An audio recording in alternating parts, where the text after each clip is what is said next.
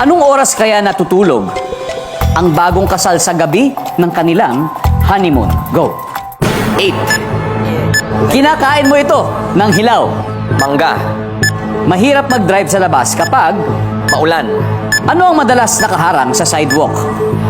Barricade. Ilang araw ang pinakamatagal na hindi ka naligo? 3.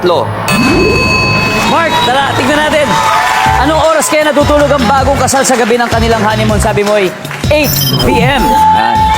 Medyo napagod siguro sa reception. Napagod. Hindi, Daming wala nangyari. nang honeymoon. Sa reception pa lang nakatulog na. Service it. Wala. Kinakain mo ito ng hilaw. Siyempre, mangga. Ang sabi ng survey. Wow! Mahirap mag-drive sa labas kapag sabi mo ay umuulan. Survey. Isa pa, ano ang madalas nakaharang sa sidewalk? Barricade, sabi mo. Ang sabi ng survey.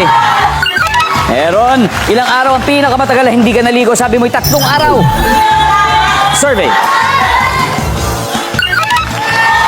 Very good, Mark. 89 to go. Let's welcome back Patrick. Patrick, good luck. Si Mark ay nakakuha ng 111 points, meaning 89 to go. Alright? Same set of questions, pero this time, 25 seconds ang ibibigay ko sa'yo.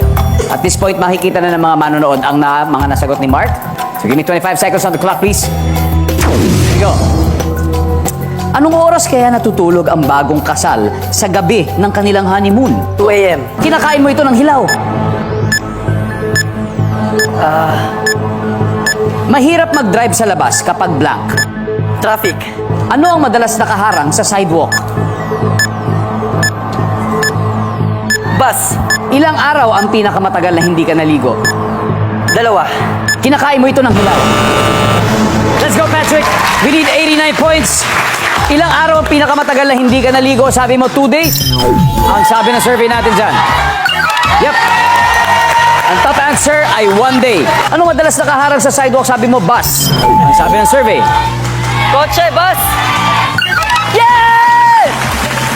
Ang top answer, audience, Bike. vendors. Tama, vendors. Mahirap mag-drive sa labas kapag sabi mo, traffic. Sabi ng survey. Yep. Ang top answer ay maulan. Nasagot ni Mark. Kinakain ito ng hilaw, hindi na natin nabalikan. Ang top answer ay mangga, sabi ni Mark. And of course, finally, anong oras natutulog? Sa gabi ng kanilang honeymoon, ang bagong kasal, 30 points. Sabi mo, 2 a.m. Ang sabi ng survey. Oh, sayang. 12 midnight ang top answer. Anyway, congratulations.